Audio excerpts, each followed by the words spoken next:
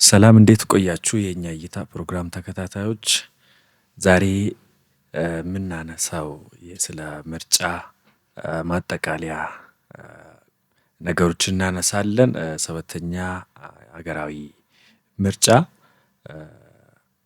በግንቦት 24 የሚደረግ ይሆናል። ቀጣይ ፊት ለፊታችን ያለው ሰኞ ማለት ነው። በዛ ቀን ታሪካዊ ምርጫ ይደረጋል ተብሎ ይጠበቃል።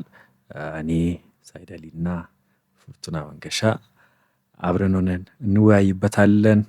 አዲስ ከሆናችሁ ሰብስክራይብ እያደረጋችሁ፣ ነባር ከሆናችሁ ላይክ ሼር እንድታረጉ እንጠይቃችኋለን። እንዴት ነሽ? እንዴት ነህ ሰይድ? ሳምንቱ እንዴት አለፈ? አሪፍ ነው። እንዴት ነሽ አንቺ? የዛሬ ርዕሰ ጉዳያችን እንግዲህ የምርጫን የምናይበት ርዕሰ ጉዳይ ይሆናል። ምርጫ ፓርቲዎች ተፎካካሪውን የመንግስት ብልጽግና የምርጫ ሂደታቸውን ጨርሰው የጥሞና ጊዜ ላይ ናቸው ያሉት። ከዛሬ ጀምሮ የጥሞና ጊዜ ተጀምሯል። እዚህ የደረስነው በምን አይነት ሁኔታ ነው የሚለውንም እናያለን። የምርጫን መጀመሪያውና የዕለቱንም አንዳንድ ጉዳዮች እንዳስሳለን። በዚህ ውስጥ በርካታ ፈተናዎች ነበሩ።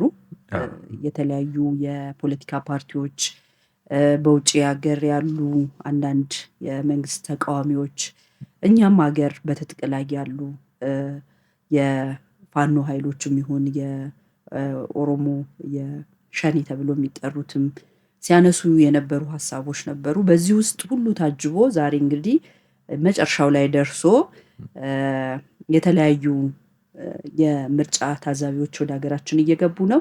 የቀድሞ የኬንያ መሪ የነበሩት ኡሁሩ ኬንያታ በአፍሪካ ህብረት ተመርጠው ልኡኩን ይዘው ከ37 ሀገራት የተውጣጡ ቡድኖችን ከ73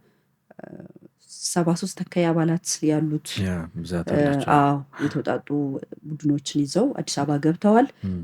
ከተመድ፣ ከኢጋድ እንዲሁም በተጨማሪ ምርጫውን የሚታዘቡ ቡድኖች ወደ ኢትዮጵያ ወደ አዲስ አበባ ገብተዋል።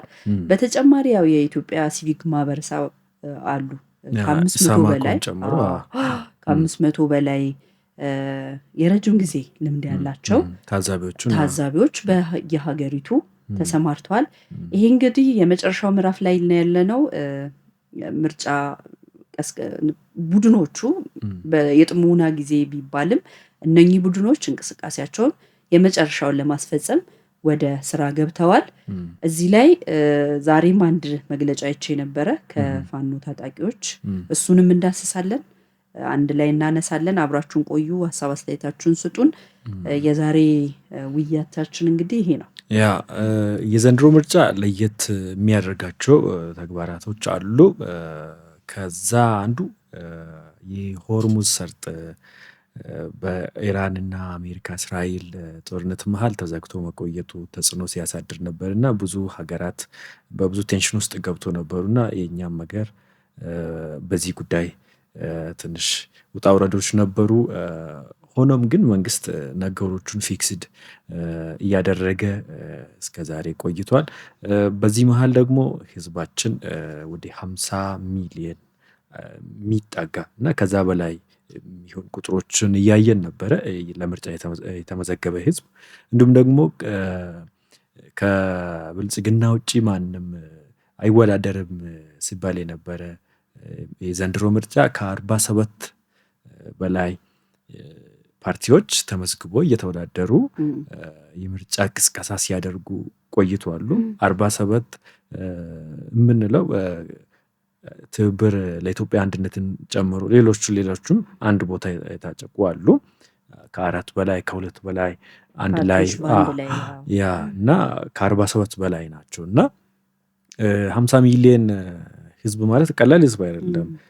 በሰንጠረዥ ራሱ ብናየው ብዙ የአፍሪካ ሀገራት በተርታ ብናስቀምጠው ከ1 እስከ 10 50 ሚሊዮን የሚሞላ ሀገር የላትም።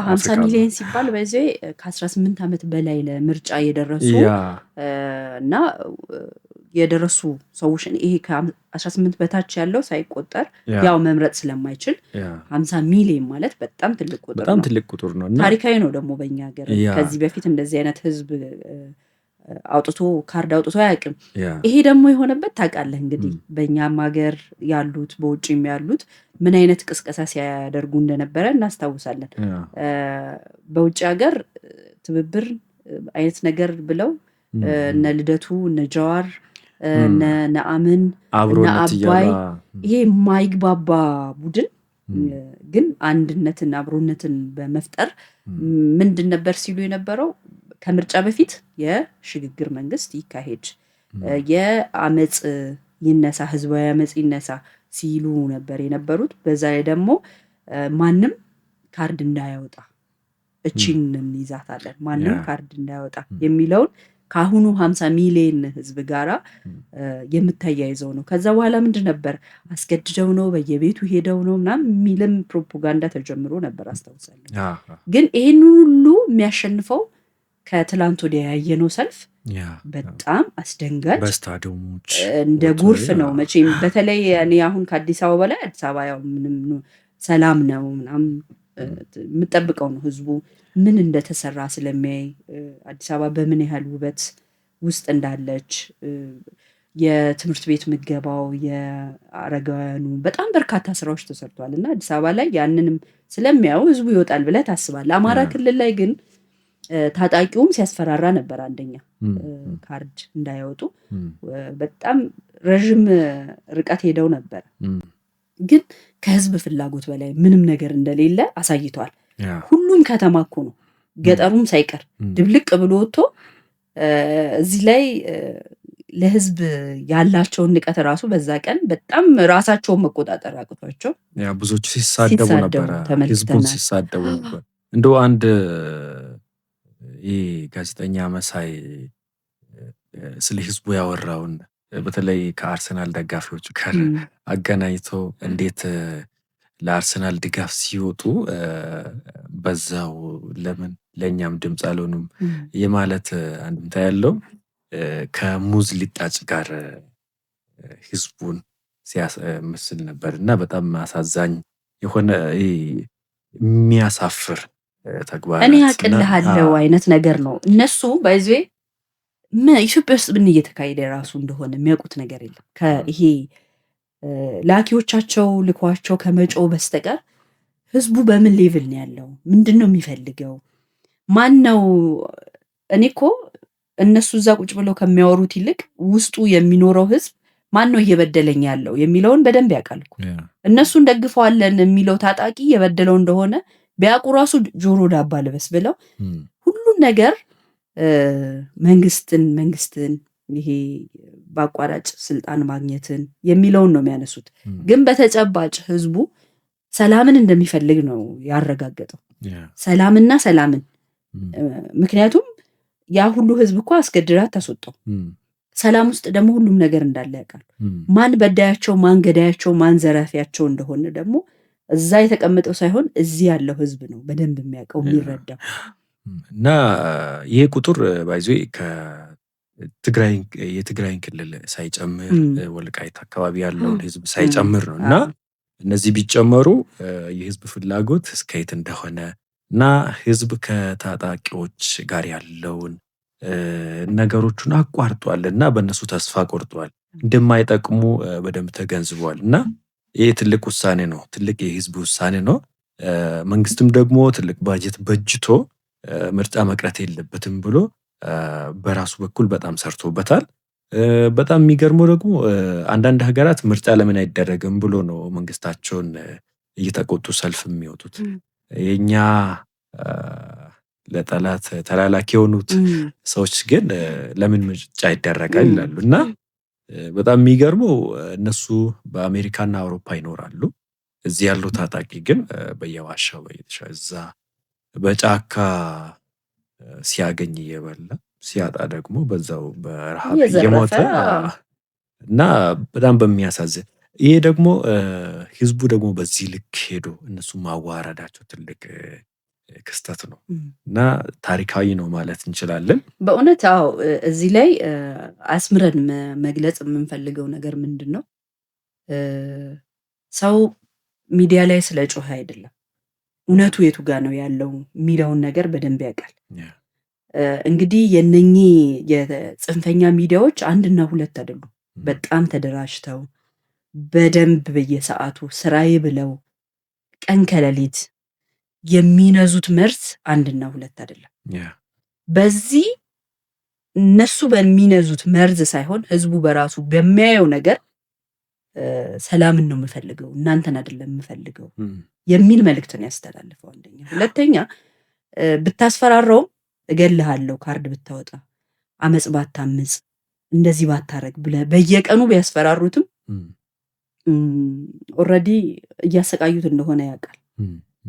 ምንም ቢያስፈራሩትም ወደኋላ አላለም። ወጥቶ ነው የሚፈልገውን ነገር ያሳየው።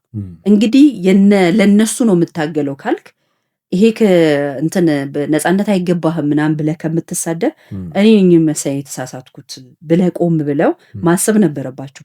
ግን እስከ መጨረሻው ስድብን የመረጡት ህዝብን ሲያንቋሽሹ ሲሳደቡ ነው የታየው ማለት ነው። አንደኛ ይሄ ነው። ሁለተኛ ዛሬም የመጨረሻ መፍጨርጨሪያቸውን እንግዲህ ዛሬ ያወጡት መግለጫ ምንድነው የሚለው? መንገድ እንዘጋለን የሚል ነው። ሪሊ መንገድ ቢዘጋ ህዝቡ በእነሱ እንዳይንቀሳቀሱ አምቡላንስ ውጭ በእነሱ ማስፈራሪያ የሚቆም ምርጫ እንደሌለ ካርድ ማውጫት ላይ አይተናል። በአደባባይ ወጥተው ታይቷል። የአማራ ክልል ፖሊስ ኮሚሽንም ትናንትና ያወጣውን መግለጫ አይቻለሁ። በበቂ ተዘጋጅተናል፣ ምርጫው በሰላማዊ መንገድ ተካሂዶ እስኪያልቅ በበቂ እንደተዘጋጁ መግለጫ አውጥተዋል። እና ይሄ መግለጫ ኤርቫን ማሲንጋ የአሜሪካ አምባሳደር እዛ ሄዶ ተንቀሳቅሶ ልማቶቹን አይቶ እውነትም የአማራ ህዝብ ለለውጥ ለብልጽግና ተዘጋጅቷል ስል ኮሜንት አድርጓል። እና ይሄ ሁሉ ለነሱ መርዶ ነው። እና ይሄን ከማለት ውጭ ምንም ማለት ስለማይችሉ ነው ይሄን ያወጡት ይመስለኛል። እና እዚህ ላይ ማንም ፍላጎቱን ህዝብ ላይ ለመጫን ቢሞክርም ህዝብ ግን የመጫን ደረጃ ላይ እንደሌለ ያየንበት ሁኔታ ነው ያለው። እና ይሄ ምርጫ በዚህ ሁሉ ችግር ውስጥ ነው ታጅቦ የመጣው ዛሬ ላይ የደረስነው። ለወራቶች በርካታ ማስፈራሪያዎች፣ በርካታ ቅስቀሳዎች አልፎም ትንኮሳዎችም ነበሩ። አንዳንድ ቦታዎች ላይ እኮ ነበሩ። ይሄ ኃይል ማስቆም ያልቻለው ነገር ነው እንጂ የግድያ ሙከራም አድርጓል፣ ገሏል። ትገላለህ እንጂ ህዝብን ጨፍጭፋ አይጨርስም። ይሄ ትልቅ ማሳያ ነው። እና ለህዝብ እውነት ካሰቡ ከዚህ ትልቅ ትምህርት መውሰድ ነበረባቸው። ከመሳደብ ይልቅ ወጥተው ይሄ ሽንፈታቸውን በንዴትና በቁጭት ወደ ስድብ ከሚያዞሩት ቆም ብለው ምናልባት እኛ እይታችን ተንሸዋሯል የሚል ግምገማ ሊያስቀምጡ ይገባ ነበረ። ሌላው ደግሞ ከዚህ ህዝብ ሰልፍና በራሱ ፍላጎት ወጥቶ ድምፅ እንሰጣለሁ ብሎ ተመዝግቦ ካርድ ማውጣቱ ለእኔ ያሳየኝ እነዚህ ታጣቂዎች ለህዝቡ አማራጭ እንዳልሆኑ ነው የሚያሳዩ። እና ከዚህ በኋላ በምርጫና በምርጫ በዚህ ሀገር ስልጣን መያዝ የሚቻለው ብሎ ህዝብ መወሰኑን ነው የሚያሳየው። እና እነሱ ተስፋ ቆርጦ ወደ ሰላም መመለስ ለጠላት ከመላላክ ተመልሶ የሀገራቸውን ልማት ቢያፋጥኑ ይሻላቸዋል። ከዚህ በኋላ 50 ሚሊዮን ሰው ወጥቶ ምርጫ መርጣለሁ ብሎ ካርዱን ካወጣ ምን ለመጠበቅ ነው ወደ ጫካ የሚሄዱት? ሌላው በዚህ ዋና አያይዘን ህዝቡ ምርጫን፣ ሰላማዊ መንገድን፣ ዲሞክራሲን የመለማመድ ሂደቱ ብቻ ሳይሆን በዚሁ አጋጣሚ ደግሞ መነሳት ያለበት መንግስት ራሱ ተቋማትን የገነባበት ምርጫ ቦርድን ማንሳት እንችላለን። ምርጫ ቦርድ ድሮ በጣም ሲወቀስ ነው የምንሰማው። ፓርቲያችንን ቀነሱብን፣ ህዝባችን እንትና ተመራጮቻችን እንደዚህ ያደረጉ፣ ምርጫ ቢሮአችንን ዘጉብን፣ ሰው መንቀሳቀስ አልቻልንም። በጣም በርካታ ጉዳዮች ከዚህ በፊት በነበሩት የምርጫ ልምምድ ውስጥ ሲነሱ እንሰማለን። ዘንድሮ አይተህ ከሆነ አንድም ትብብር 300 እጩዎቻችንን አባረሩብን ብሎ የሐሰት የኢሃፓ ሰዎች ናቸው ሲያቀርቡ እንኳን የትብብሩ የምርጫ ኃላፊ አቶ ምርጫው ግን ወጥተው ውሸት ነው። እንደውም ምርጫ ቦርድ ሊመሰገን ይገባል። ኑ ላፕቶፕ ውሰዱ፣ ኑ ከሚገባ እዚህ በላይ ጋር አግዞ ቅስቀሳ ነው። አድርጉ፣ ኑ ይሄ ነገር ያግዛችኋል፣ ይሄንን አድርጉ ብሎ ራሱን ገለልተኛ መሆኑን በደንብ አሳይቶናል። ቀን ብንፈልጋቸው ሌሊት ብንፈልጋቸው ኤኒታይም የሚገኙ ናቸው። ብንደውል ስልካችንን በስነስርዓት የሚያስተናግዱ ናቸው። እንደው ከዚህ አዲስ አበባ ካሉት ብቻ ሳይሆን ክልል ላይ ያሉትን በጊዜው ጠርቶልን አስፈላጊ ዝግጅት እና ድጋፎችን ያደርጉልናል እና ሰላማዊ እኔ እሳቸው የእውነት ሲመሰክሩ እውነት በጣም ደስ ይላል። ሰላማዊ የምርጫ ሂደትን እንዲለማመዱ የሰላማዊ ትግል ምን ያህል ፋይዳ እንዳለው የአማራ ክልል አመራሮችን ልናናግር እንፈልጋለን ስንል በእለቱ አምጥተውልን የታሰሩ ሰዎች ያላግባብ ነው ብለን ያቀረብነውን እንዲፈቱ ተነጋግረን የፈታንበት እንደዚህ ነው እንጂ ህዝባችንን መጥቀም ያለብን ሐሰተኛ መረጃዎች በማሰራጨት አይደለም የሚለውን ነገር ምርጫ ቦርድ ምን ያህል ርቀት እንደሄደ ገለልተኛነቱን ምን ያህል እንዳሳየ ለፖለቲካ ፓርቲዎች እኩል እንዴት ትሪት እንዳደረጋቸው ያሳዩበት መንገድ በጣም ምስጉን እንደሆነ እውነታቸውን እንደገለጹ እሱን ተመልክተናል። ውጤቱም ደግሞ ተጠባቂ ያደርገዋል ማለት ነው በዚሁ መንገድ እና አሁን በሂደቱ ላይ ከታመነ መጨረሻ ማጠቃለያ ውጤቱም ደግሞ ከወዲሁ መገመት እንችላለን ማለት ነው። በፊታዊነት የሚያቀርባቸው ውጤቶች ይኖሩናል ማለት እና እነኚህ ፓርቲዎች ሊከሱ ሲንቀሳቀሱ የነበሩ የኢሃፓ ሞር ጎልተው የታዩት የኢሃፓ አመራሮች ናቸው።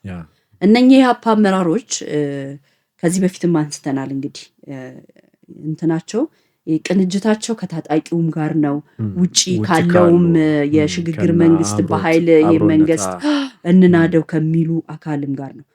2-3 ቦታ የረገጠ ቡድን ነው አንድ ላይ እንግዲህ የመጡት። እነኚህ ቡድኖችም ያው እሰረን እስከ ማለት መንግስትን እዚህ ውስጥ የመንግስትን ልበሰፊነት እውነት ሳናመሰግንና ሳናደንቅ አናልፍም። ይሄም ምርጫ እንቅፋትን ይሄው ታሰሩ ነከሌ በመናገራቸው የመናገር ነፃነታቸው ታግዶ ታሰሩ እንዲባል ለዚህ ነው ከምርጫ የወጣ ነው ለማለት በጣም ለፍተዋል፣ ተሳድበዋል፣ አንቋሻዋል። በጣም ትልቅ ርቀት ሄደዋል። የማይፈቀዱ ቦታዎች ላይ ሄዶ የምርጫ ቅስቀሳ አድርገዋል። የተለያዩ እንቅስቃሴዎች አድርገዋል። ሐሰተኛ መረጃዎችን አሰራጭተዋል። ህዝብ ለመቀስቀስ ላይክ 300 ሰው ታሰረብን ብሎ መረጃ ማሰራጨት እኮ ሐሰት ነው። የት ነው ተብሎ ቢጠየቁ መልስ የላቸው። ቢኮዝ የትብብሩ ኃላፊ ራሱ ወጥተው እንደተናገሩት ማለት ነው። በዚህ ልክ ህዝብን የተሳሳተ መረጃ ሲሰጡ፣ ሲያንቋሹ፣ ሲሳደቡ መንግስት በልበሰፊነት አላማቸው ምን እንደሆነ ስለተረዳ ይመስለኛል ምርጫው በሰላም እንዲያልፍ በልበሰፊነት አልፏቸዋል። ይሄ በጣም ለምርጫው ምን ያህል ሰፈር እንዳደረጉ ውጤቱን ደግሞ ለህዝቡ ብቻ ትቶ እና በልበሰፊነት እንደዚህ ማለት እንደተራመዱ የሚያሳይ ነው። እውነት ለመናገር የተሻለ ዲሞክራሲ ልምድ እንዲኖር መንግስት በጣም ብዙ ርቀት ሄዷል ማለት እንችላለን። እዚህ ላይ እኔ አንድ የትብብር የኢሃፓ ሰዎች ናቸው የተባሉ ትላልቅ ሰዎች ከውጭ መግለጫ ሲሰጡ ተመልክተናል። እንዴት ምርጫውን እስከ መጨረሻው ተሳትፎ አብረው ይሄዳሉ፣ እንዴት ያጅባሉ ምናምን የሚል ንግግር መውጣት አለባቸው ነርቨስ ሆኖ ሲያወሩ ተመልክቻለሁ። ያ ማለት መጀመሪያም ወደ ምርጫ የገቡት ሐሰተኛ መረጃ ለማሰራጨት ሞክረን ነበር፣ አስቻይ ሁኔታ የለም ለማለት እንጂ ጠቃሚ ሐሳብ ይዘው ተወዳድረው ለሀገራቸው ለመስራት እንዳልሆነ የሚያሳይ ሌላው ገጽታ ነው። ይሄን ሁሉ መንግስት እያወቀ የሚያደርጉትን ነገሮች በሙሉ እየተረዳ ግን አንደኛ ለህዝብ ላለው ክብር፣ ሁለተኛ ለሰላም ያለው ልበሰፊነትን የሚያመላክት ነው እና እዚህ ደርሰናል። እንግዲህ ሌላ ደግሞ ከኦነግም ብዙ ነገሮችን መመልከት እንችላለን። በአዲስ አበባ ውስጥ ቅስቀሳ አድርጓል። በኦሮሚያ በሁሉም ዞኖች ማለት ይቻላል። ኦፌኮ ግን ሰላም የለም ብሎ ነው ከምርጫ ከወጣውኝ ቀጣለው ከሚወጣ ብሎ የተወሰነ ሰዎችን ለእጩነት ያቀረበ እና ይህን ደግሞ ስንመለከት በጣም አስቂኝ ነው። ኦነግ ግን ሰላም ነው ብሎ በተለያዩ ወረዳዎች፣ ዞኖች እየሄደ የምረጡኝ ቅስቀሳ ያደርጋል። ኦፌኮ ደግሞ እዚህ ሆኖ ሰላም የለም ብሎ ኦፌኮ የጀዋርም እጅ ያለበት ፓርቲ ነው እና ይህ ተጨባጭ ነው። አሁን በዚህ ኦነግን ስናይ ሰላም እንዳለ የተወሰኑ ጫካ ውስጥ ህዝቡ ጋር ከመልካም አስተዳደር ጋር አልፎ አልፎ ችግሮች አያጋጥሙ ማለት አይደለም። ግን በዛ ልክ የምርጫ ሂደትን የሚያደናቅፍ አልነበረም ማለት ነው። ስለዚህ ሁለቱንም ፓርቲዎች ኮምፔር ስናደርጋቸው እውነት ኦፌኮ ያለው ነገር እንዴት ነው ብለን ከገመት ነው ኦፌኮ በጣም ውሸታማ መሆኑን ነው የሚያሳየው። ስለዚህ ከዚህም በኋላም የኦፌኮ ተግባር ምን ይሆናል? ራሱን አጠናክሮ ለቀጣይ ምርጫ ይዘጋጃል ወይስ በዚህ ሽንፈቱ ይቀጥላል የሚባለውን ነገር እናያለን በሂደት። ስናጠቃልል ግን ተጠባቂ ነገሮች ይኖራሉ። ለህዝብ ማስተላለፍ የሚፈልገው መልእክቶች ይኖሩናል። ከተጠባቂ ነገሮች አንዳንድ ምርጫውን ማደናቀፍ አልቻሉም። የተወሰኑ ጉዳቶቹን አልፎ አልፎ ለማድረስ የተለያዩ እንቅስቃሴዎችን ሊያደርጉ ይችላሉ። ሙከራዎች ሊኖሩ ይችላሉ። ይሄ ማለት መንግስት በበቂ አልተዘጋጀም ማለት አይደለም። ህዝቡም ጥንቃቄ እንዲያደርግ ከጥንቃቄ ጉድለት የሚመጡ ጉዳቶች እንዳይበራከቱ ማለት ነው።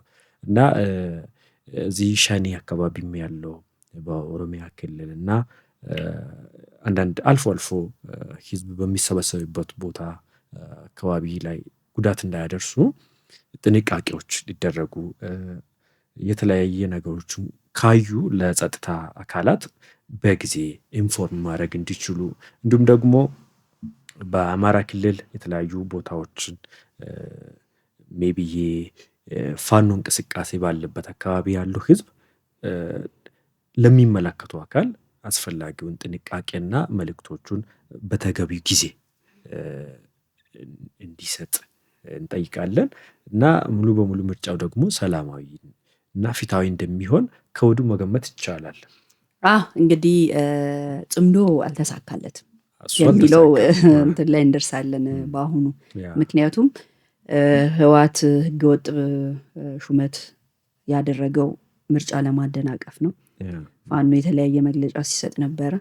ከውጭ እነ ልደቱ የሽግግር መንግስት በኃይል እንናድ ህዝባዊ አመፅ ሲሉ ነበረ። እንዲሁም ሸኔም እንደዛው የተለያዩ እንቅስቃሴ ሲያደርጉ ነበረ።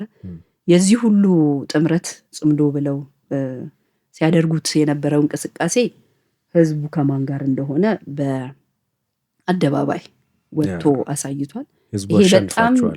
ይሄ በጣም የሚያኮራ ነው። ህዝብ በጣም ነቅቶ ሀገሩን በሰላም ለመጠበቅ ከሰላም ጎን መሰለፍ በእውነት በጣም የሚደነቅ ነገር ነው። እና በዚህ አጋጣሚ ጽምዶ አልተሳካለትም። የመጨረሻው እንዳልከው የመጨረሻው መፍጨርጨር አንድም ሁለትም ሰው የሆነ ነገር ሊፈጥር ይችላል። በዛም ልክ ያው መንግስት ከዚህ ቀደም ጥበቃውንም ልበሰፊነቱንም እንዳደረገው ሁሉ እስከ መጨረሻው ያው ይሄድበታል ብለን ተስፋ እናደርጋለን። በበቂ እንደተዘጋጁም እየገለጹ ይገኛሉ። እንግዲህ የ7ኛው ሀገራዊ ምርጫ ሰኞ ዕለት ስራዎችም በህዝቡ በነፃነት እንዲመርጥ ምርጫ ቦርድ ስራ እንዲዘጋ ወስኗል። ሁሉም ባያለበት አካባቢ ምርጫውን ይመርጣል፣ ይበጀኛል የሚለውን መንግስት ይመሰርታል። ሀገራችን መንግስት አልባ ሊያረጓት የሚንቀሳቀሱ ኃይሎች አንገታቸውን የደፉበት ጊዜ ነው። ህዝቡ መንግስት አልባ ሳይሆን መሆን የሚፈልገው መንግስት ያላት በመንግስት የምትመራ በህግ እና በህገ መንግስት የምትመራ ሀገር እንዲኖራቸው የሚፈልጉ ህዝቦች መሆኑን በግልጽ አሳይቷል። ምርጫችን እንግዲህ እንመርጣለን፣ በሰላም ይፈጽማል ብለን እናምናለን። የዛሬ ርዕሰ ጉዳያችን ጽምዶም አልተሳካለትም በሚለው እናጠቃልላለን። እንግዲህ ይሄ ነው። ላይክ፣ ኮሜንት፣ ሼር አድርጉ። ቀጣይ ሁሉም ነገር ተሳክቶ በሰላም ተመልሰን እንገናኛለን። ሰላም ቆዩ። እሺ፣ መልካም